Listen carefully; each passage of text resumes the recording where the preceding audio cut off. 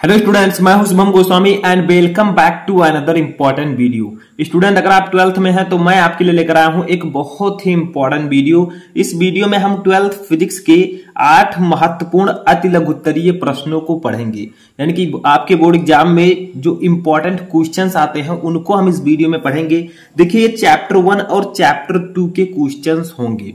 यानी कि इस वीडियो में आपको वैद्युत आवेश तथा क्षेत्र और स्थिर वैद्युत विभव तथा धारिता के 8 महत्वपूर्ण प्रश्नों को पढ़ाया जाएगा, जो कि आपके एग्जाम के लिए बहुत ही इंपॉर्टेंट है। और ये जो प्रश्न होंगे ये अति लघुत्तरीय प्रश्न होंगे। ठीक है, इसमें कुछ लघुत्तरीय प्रश्न भी मिक्स हैं, तो बहुत ही इंपॉर्टेंट वीडियो आप सभी के लिए। तो इस वीडियो को लास्ट तक देखते रहे और सबसे पहले वीडियो को लाइक कर दीजिए। बहुत सारे स्टूडेंट कमेंट कर रहे थे कि सर फिजिक्स एंड केमिस्ट्री के इंपॉर्टेंट क्वेश्चन पर वीडियो बनाइए, तो उन्हीं के कमेंट को मैंने यहां पर लिया है और आपके लोगों के लिए बहुत ही इंपॉर्टेंट वीडियो लेकर आया हूं। देखिए, फर्स्ट क्वेश्चन है जो कि फर्स्ट चैप्टर से है।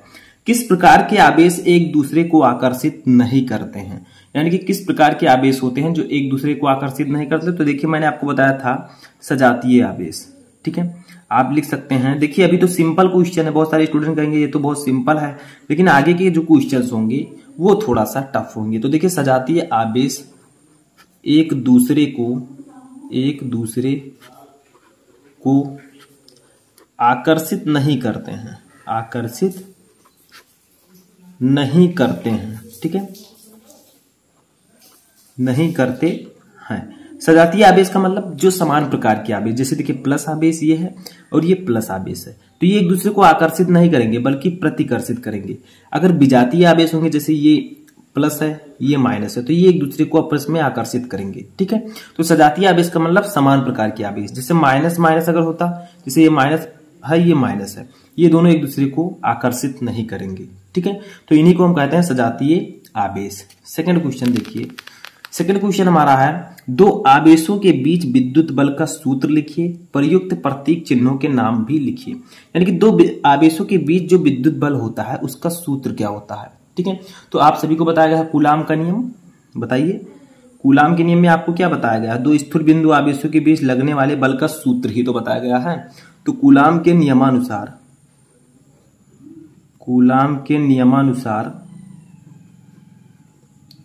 ठीक है, आपको क्या बताया गया है? आवेशों के मध्य लगने वाला बल, आवेशों के मध्य यानी कि आवेशों के बीच लगने वाला बल, इसको हम लोग डिनोट करते हैं कैपिटल एफ से। कैपिटल एफ इक्वल टू आपको बताया गया था कूलाम के नियम में 1/4 पाई एप्सिलॉन नॉट के into Q1 Q2 upon r square. ठीक है, समझ में आया? यानी कि दो स्थिर बिंदु आवेशों के बीच लगने वाला आकर्षण अथवा प्रतिकर्षण बल उन दोनों आवेशों के गुणनफल के अनुक्रमानुपाती तथा उनके बीच की दूरी के वर्ग के व्युत्क्रमानुपाती होता है। ठीक है, तो ये फार्मूला होता है कूलाम के नियम का। अब देखिए, ये दो आवेशों के बीच लगने वाले विद्युत बल का सूत्र है। F क्या है? बल है। 1/4 पाई एप्सिलॉन नॉट। K क्या है? आपका नियतांक है। ठीक है, Q1 है पहला आवेश, Q2 है दूसरा आवेश, R है दोनों आवेशों के बीच की दूरी। तो आप लोग जो कुछ मैं बोल रहा हूं आप लोग लिख लीजिएगा। देखिए, Q1 क्या है? Q1 तथा Q2 ये आवेश हैं। Q1 को आप पहला आवेश मान सकते हैं, Q2 को दूसरा आवेश। ठीक है, उसके बाद में R क्या है? R है आवेशों के मध्य की दूरी, यानी कि आवेशों के बीच की दूरी। ठीक है, उसके बाद में आप लोग सोचेंगे K क्या है? तो K है माध्यम की आपेक्षिक विद्युतशीलता। ठीक है, समझ में आया? एप्सिलॉन नॉट क्या है? एप्सिलॉन नॉट है निर्वात की विद्युतशीलता। तो ये सब आप लोग लिख लीजिएगा। ठीक है, नेक्स्ट क्वेश्चन देखते हैं। तो देखिए, तीसरा क्वेश्चन है ध्रुवीय तथा अध्रुवीय अणुओं या परमाणुओं का उदाहरण लिखिए। देखिए, जब मैं इस चैप्टर में आपको विद्युत द्विध्रुव आघूर्ण पढ़ा रहा था तब मैंने बताया था कि ध्रुवीय और अध्रुवीय दो प्रकार के अणु या परमाणु होते हैं। तो सबसे पहले हम साइड में लिखेंगे ध्रुवीय अणु। ठीक है, इनका उदाहरण हमें लिखना है, तो ध्रुवीय अणु लिखेंगे। ठीक है, और एक तरफ हम लिखेंगे नीचे अध्रुवीय अणु, अध्रुवीय अणु। ठीक है, तो ये हम लोग लिखेंगे। अब देखिए, ध्रुवीय अणु में जैसे H2O ये ध्रुवीय है। ठीक है, HCl ये सब ध्रुवीय हैं। NH3 यानी कि अमोनिया ये सब ध्रुवीय हैं। ठीक है, आदि। देखिए, H2O क्या है? जल है। HCl क्या है? हाइड्रोक्लोरिक एसिड है। NH3 क्या है? अमोनिया है। ठीक है, समझ में आ रहा है? यहाँ पर अध्रुवीय में O2 हो गया, N2 हो गया, H2 हो गया, आदि, ठीक है, यानी कि ऑक्सीजन, नाइट्रोजन और हाइड्रोजन। तो ये सब आपके ध्रुवीय तथा अध्रुवीय के उदाहरण होंगे, ठीक है। अब नेक्स्ट क्वेश्चन हमारा यहाँ पर देखिए, चौथा क्वेश्चन है कि सिग्मा, ठीक है, सिग्मा आवेश घनत्व वाले किसी अनंत विस्तार के समावेशित पृष्ठ के निकट r दूरी पर विद्युत क्षेत्र की तीव्रता का सूत्र लिखिए। यानी कि कोई पृष्ठ है, ठीक है, जिसका आवेश घनत्व सिग्मा है, किसी अनंत विस्तार समावेशित पृष्ठ के निकट और r दूरी पर विद्युत क्षेत्र की तीव्रता का आपको सूत्र लिखना है। तो देखिए यह है गॉस के नियम का अनुप्रयोग।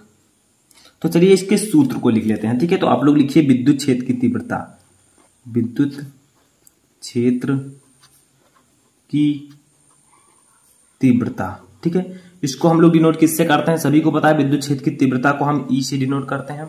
अब देखिए आपका जो पृष्ठ घनत्व है वो सिग्मा है, तो इसका फार्मूला होगा सिग्मा अपान 2 एप्सिलॉन नॉट। अनंत विस्तार के समावेशित पृष्ठ के निकट r दूरी पर विद्युत क्षेत्र की तीव्रता, हमारी जो फार्मूला होगा वो होगा सिग्मा अपान 2 एप्सिलॉन नॉट, क्योंकि आपका आवेश घनत्व जो है वो सिग्मा है।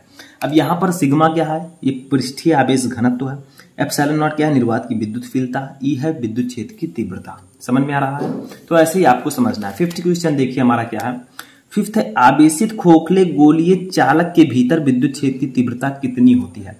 यानी कि जो आवेशित खोखला गोलीय चालक होता है उसके भीतर विद्युत क्षेत्र की तीव्रता कितनी होगी। तो इसको याद रखिए, आप लोग लिखिए किसी आवेशित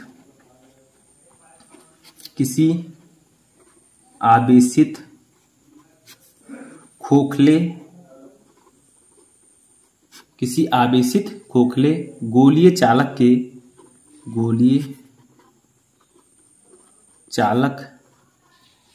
के भीतर, ठीक है, के भीतर विद्युत क्षेत्र की तीव्रता, विद्युत क्षेत्र की तीव्रता सदैव शून्य होती है। याद रखिएगा, सदैव शून्य होती है। तो ये आप लोग याद रखिएगा कि अगर आवेशित खोखले गोलीय चालक है तो उसके भीतर विद्युत क्षेत्र की तीव्रता शून्य होगी। यानी कि आपका जो गोलीय चालक है वो आवेशित है और खोखला है तो उसके भीतर विद्युत क्षेत्र की तीव्रता शून्य होगी, याद रखिएगा, ठीक है। नेक्स्ट क्वेश्चन हम देखेंगे। तो देखिए ये क्वेश्चन बहुत ही सिंपल है, क्या है कि विद्युत द्विध्रुव के कारण विभव का मान कहां पर शून्य होता है। यानी कि विद्युत द्विध्रुव के कारण विभव का मान कहां शून्य होगा, तो सभी को पता है कहां पर, निरक्षीय रेखा पर। निरक्षीय रेखा पर आपने देखा होगा कि अगर निरक्षीय रेखा पर विद्युत द्विध्रुव के कारण विद्युत विभव का जो मान होता है वो शून्य होता है, ठीक है। अच्छी और निरक्षीय आपने पढ़ा होगा, मैंने भी डेरिवेशन कराया है जो कि शून्य आया था, ठीक है। नेक्स्ट क्वेश्चन देखिए, बहुत ही सिंपल था वो क्वेश्चन। रेखीय आवेश के लिए समविभव पृष्ठ की आकृति किस प्रकार होती है। यानी कि अगर कोई रेखीय आवेश घनत्व है, रेखीय आवेश है, तो उसके लिए समविभव पृष्ठ की आकृति किस प्रकार की होगी। समविभव पृष्ठ क्या होता है, समविभव पृष्ठ वह पृष्ठ होता है जिसके सभी बिंदु पर विभव समान हो, ठीक है। ये मैंने आपको बताया था। तो देखिए लिखिए रेखीय आवेश के लिए समविभव पृष्ठ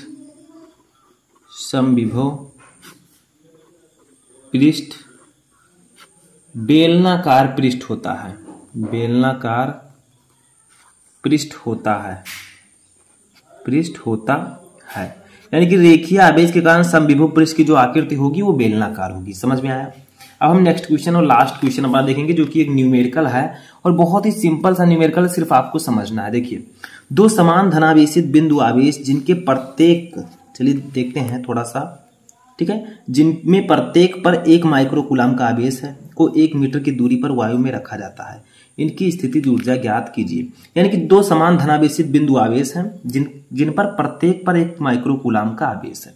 अब इनको 1 मीटर की दूरी पर रखा गया है, इनकी स्थितिज ऊर्जा आपको बतानी है। तो जो दिया गया है उसको हम लिख लेते हैं, ठीक है। सबसे पहले हमें दिया गया है Q1 2 है, तो Q1 की वैल्यू दी गई है 1 माइक्रोकूलाम। 1 माइक्रोकूलाम, ये देखिए माइक्रोकूलाम को हम म्यूसी भी लिख सकते हैं, ठीक है। तो इसको अब हम बदलेंगे कूलाम में, तो 1 × 10⁻⁻6 कूलाम हो जाएगा। देखिए अगर आप माइक्रोकूलाम को कूलाम में बदलेंगे तो 10⁻⁻6 से गुणा करना होगा, क्योंकि माइक्रो का मतलब होता है 10⁻⁻6। Q2 कितना दिया गया है, तो देखिए दोनों आवेश जो हैं वो 1 ही माइक्रोकूलाम के, तो इसको भी 1 माइक्रोकूलाम लिखेंगे, ठीक है, इक्वल टू 1 × 10⁻⁻6 कूलाम, या आप इसे 10⁻⁻6 भी लिख सकते हैं। देखिए 1 का कोई मतलब नहीं है, 10 की पावर -6 का 1 से गुणा होगा तो 10 की पावर -6 कूलम। ये भी वैसे ही हो जाएगा 10 की पावर -6 कूलम। ठीक है, समझ में आ रहा है। ये इतना हमें आवेश दिया गया क्योंकि दोनों पर यही आवेश था। इनको कितनी दूरी पर रखा गया? 1 मीटर की दूरी पर। तो आर लिखिए आप लोग, आर कितना है? 1 मीटर, 1 मीटर। ठीक है, अब हम लोग निकालेंगे यू, यानी कि स्थितिज ऊर्जा को हम यू से प्रदर्शित करते हैं। देखिए इनकी स्थितिज ऊर्जा हमें निकालनी है, तो चलिए निकालते हैं। फार्मूला लगाइए। यू इक्वल टू क्या होता है? यू इक्वल टू एक फार्मूला होता है स्थितिज ऊर्जा बराबर 1/4 pi epsilon naught into Q1 Q2 upon r, ये फार्मूला होता है। ठीक है, 1/4 pi epsilon naught Q1 Q2 upon are.